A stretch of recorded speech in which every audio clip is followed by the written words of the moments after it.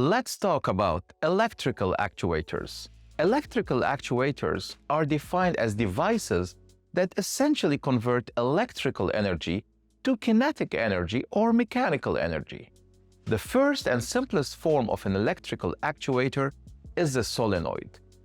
The solenoid dates back to the 19th century.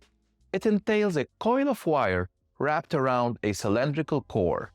Charged with an electrical current, the coil generates a magnetic field that causes the core to move linearly.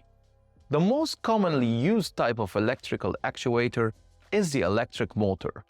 Electric motors could be driven by either direct current (DC) or alternating current (AC). Other types of electrical actuators include lead screw actuators, ball screw actuators, and linear motors.